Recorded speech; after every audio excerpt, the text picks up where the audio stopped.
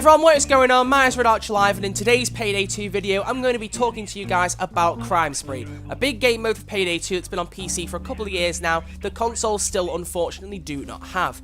In a very similar style to my video talking about the safe house, where I talked about why the console versions need the new safe house that's been on PC now for nearly 3 years, I'm going to be discussing why Crime Spree is a very important feature and why consoles need it, and if I think it will be coming over anytime soon. We're going to go through, talk about Crime Spree, explain it in detail so everyone knows how it works, everyone's up to speed and everyone understands why it's so important, and also therefore why I go on about it so much in my videos, and then as a result we'll try and establish a time that we all think it might release. And at the end of the video, if you guys have any thoughts about whether you think Crime Spree will come over, when you think it might come over at all generally, leave them down in the comment section below. I'd love to get talking with you guys and finding out what you think. And finally, before we roll the intro, I'd just like to thank my friend over on Twitter at NotReallyJacket for sending me some pretty cool gameplay of Crime Spree to help me illustrate my points. He's also sent me some other gameplay of a lock heist, so just everything flows really nicely. Because he sent me very nice 60 FPS gameplay, and I didn't want to interlace that with my 30 FPS on console, so I figured I'd use his gameplay right through the video, so it's nice, it's smooth, and you get a nice little 60 FPS video from me for a change. But if you do want to go support Jacket for everything he does for this channel, because he's helped me a few times before, a link to his YouTube channel is in the description. He does some really good, well-edited stuff that I really think you guys might enjoy, so it's well worth checking him out if you fancy doing that. But either way, let's get talking about Crime Spree, and start off by rolling the intro.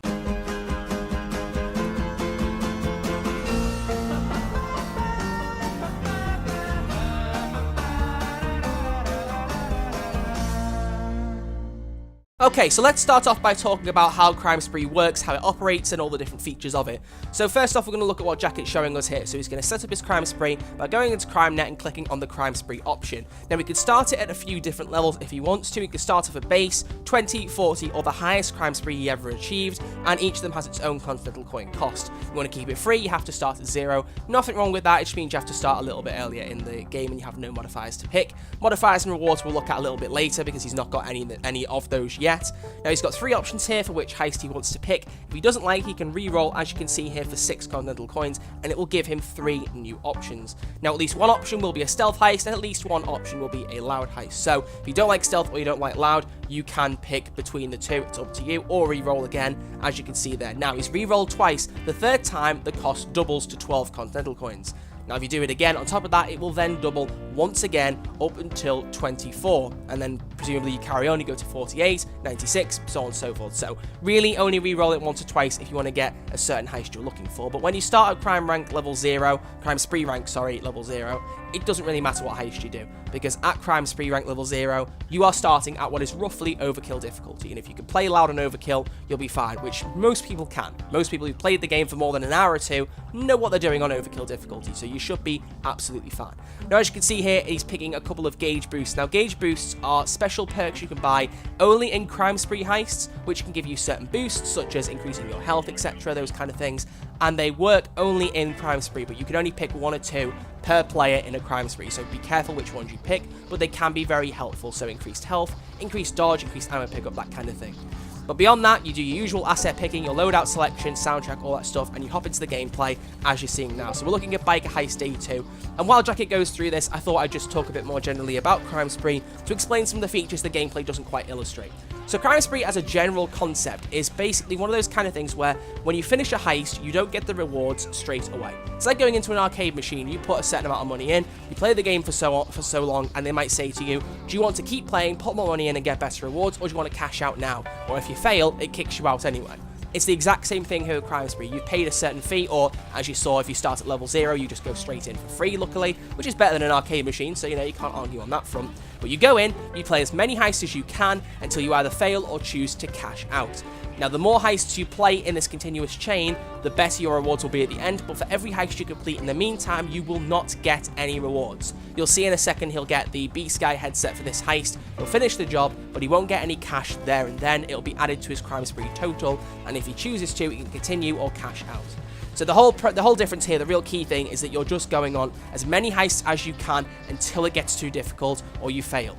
If you fail, you can actually pay to continue the Crime Spree and then cash out immediately, but it will cost you a bit to actually start up the Crime Spree again before you can cash out. So if you think you're reaching a point where it might be a risk, it's a good idea then to pull out of the Crime Spree and perhaps start again if you want to. But here, as you can see in the gameplay, the key thing to remember is that the money doesn't matter in a heist. You only get a set amount of money and XP from completing a certain job, so going for the bonus loot is not important here. That's why he picks no weapon bags up. As long as you get the actual base BCI helmet and secure it, that is all that matters. That's all you need to keep going and go into the next heist. Any other key features to notice here, you'll look once the gameplay is finished, you'll have to pick what's called a modifier when you reach a certain crime spree rank. Now, these modifiers can either increase your loud or stealth challenges. So basically, in stealth, you can have one less pager being answered before the alarm goes off. If you kill a certain amount of civilians, the alarm will go off, that kind of thing. So it makes life gradually and progressively harder.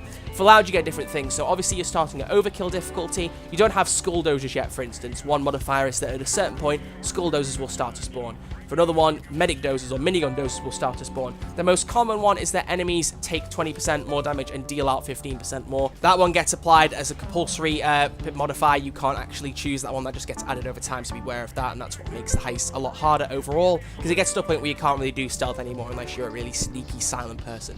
But anyway, as we move out of the gameplay, we're going to look now at how the rest of the crime spree works. So as you can see, he's finished it, and he gains 3 crime spree rank for beating this day. Now, obviously, it tells you at any one time how much crime spree rank you're going to get for finishing the job, and he gets a set amount of XP, cash, and continental coins. Those are added to his total, and as you can see, the next force modifier will be added at a certain point, but you can also see his rewards there. So at this point in the menu now, he can either re-roll to go for another heist, pick a heist he's got, or he can quit and cash out. So he's going to re-roll here to show us a few more options. Again, it goes back to costing 6 coins because you've done a heist in the meantime. He gets a few options and then decides, actually, you know what, I've had enough. So you suspend the crime spree, it takes you out of this menu, you go back into the main menu for crime spree, and at that point, you can cash out and get your rewards. So as you can see here, he goes in and he selects accept and then chooses to edit the claim rewards, and he gets the rewards that he's earned from the one heist.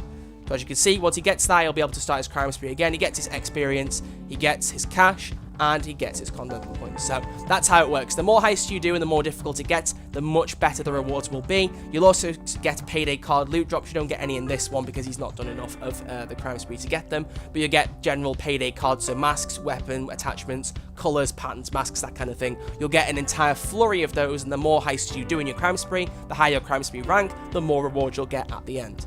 Now here you can see he's going to start again. He's going to pick this time his highest crime spree rank, which cost him a lot of coins. And as you can see, because he's starting at a higher crime spree rank, he has to have these modifiers added from the start. So 13 of these enemies taking more damage and dealing more damage have to be added before he can start anything.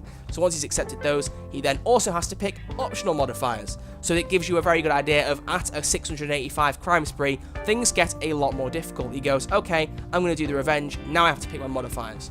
So you have a whole different option of modifiers. You can pause the screen and have a look through them if you wish, but you have to pick a certain type, and you have to go through as many modifiers as it asks you to do until it lets you play the heist. So as you can tell, things start to get far more difficult as time proceeds. It's very important to keep an eye out and have a look at what you're adding, and when it gets a bit too tough, it's never a bad idea to cash your rewards and then start again.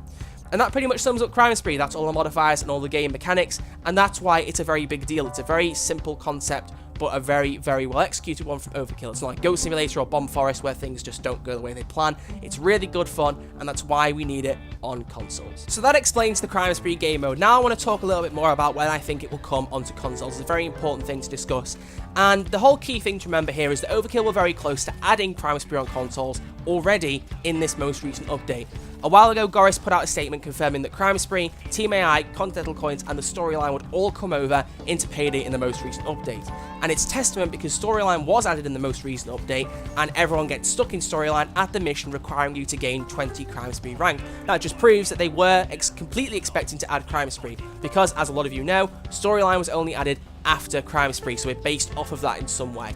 So because of that now, you can see quite clearly they did plan to put Crime Spree in, but they just couldn't do it. Now, you can probably tell, at least to a small extent from the gameplay and the way it all works, that it's a very intricate design. You have all these different factors of modifiers, rewards, re-rolling, picking different heists, gaining Crime Spree rank, the rewards building up. It's very difficult to engineer that from base up. Now, the thing to remember, I said this before and I will say it again, Overkill can't just port stuff over from PC onto console. If they could, life would be so much easier and we'd have everything we need on console. But they basically have to redevelop everything from the ground up to match what it looks like on PC. That's the way the engine works, it's the way they have to do it, that's the way they have to go along with it, and that's why things take a while to make, because they're basically spending almost as much time developing it on console as they had to do on PC. And obviously on PC, you don't know what they're developing until they release it, so you have no idea how long it takes them to make these kind of things. But on console, because it's been out on PC already, you notice that it's taking a while for things to be added. The point being of that very long sidetrack there is that Crime Spree has been worked on for quite a while. They were planning to add it.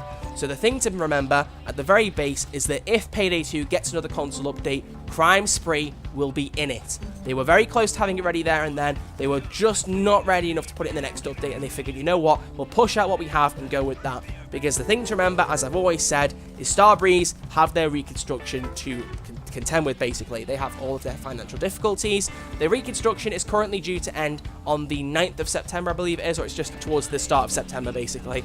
So when September ends, or, well, as the Green Day song goes, or at least when September begins, we'll know very much regarding what's going on with Starbreeze, so what's going on with their financial situation and where they stand financially. Now, the thing to remember is that they shouldn't have made a console update at all while they were in reconstruction. The whole point of reconstruction is freezing your assets, not spending money that you don't need to spend, and basically planning how you're going to plan your assets and plan your money spending once you get out of reconstruction to get yourself out of debt.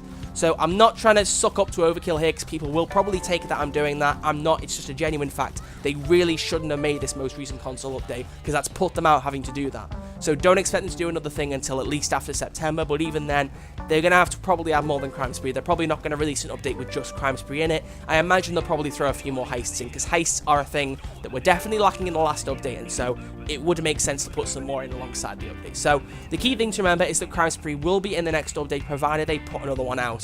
The only spanner in the works is that if, God forbid, Starbreeze do go under and things do go wrong, everything gets thrown up in the air. We won't know what's going to happen with console, with PC. If the Payday franchise gets bought out as an IP, then maybe something will happen down the road there, but that is not something I even want to think about unless it happens. So the key thing to remember is, as long as the company stays financially stable once they get out of reconstruction, it's just a matter of then at that point having a look at when they announce what their financial plans are, making a plan. I would suggest personally, I don't see the update coming until 2020. It sucks, but I don't see it coming before the year's end. I really don't. I don't think that's enough time for them to turn the update around, unless they only had a couple of heists in. If they had like a couple of heists in and put Crime Spree in, you never know, maybe it could pop out in November or December. That's possible, but I just don't know what their plan is on the inside. So the key thing to remember is that it will be coming in the next update, provided that update happens. It's just a matter of waiting. And that's the best answer I can give. So that rounds off talking about Crime Spree. I hope that I've explained the game mode very well to you, and I hope, at least at this point now, you have a very good grasp of how the game mode actually works, how it operates, and why it is therefore so important that we get it on consoles. So not only will we be able to play Crime Spree, play it repeatedly, get as high a Crime Spree rank as possible, get loads of rewards. It's great for grinding for XP as well. I've seen videos, you may have seen them as well, of getting to max level with just a couple of Crime Spree ranks. It's really quite easy. Well, not a couple of ranks, but playing a few hours and getting to a really high level, basically. There's all sorts of tricks and tips and all sorts you can do on that front. So for leveling up, gaining cash, gaining certain Payday items, it's just a great thing to do, and it will allow us to further advance in the storyline. Crime Spree is very important, and hopefully we will see it very soon, but until we do, what do you think about Crime Spree? Do you think it's as important as I do? If so, why? If not, also why? What's your beliefs? Explain them to me down in the comment section below. And if you think we're going to get Crime Spree, when do you think it will drop? Let me know all this down below, and beyond that, that will bring an end to the video. Thank you all very much for watching. If you have enjoyed, as always, please do feel free to give it a thumbs up. It's always very much appreciated. And if you are new around here, please do consider subscribing, because it is quick, it's free, and I will always love you for doing so. And finally, if you do want to support me over on Patreon, donations are never expected but always appreciated. And now that I've got my new capture card and laptop, which I'm hopefully going to get started with very soon, all the money will still be going into supporting the channel. I just haven't quite decided where to put it yet.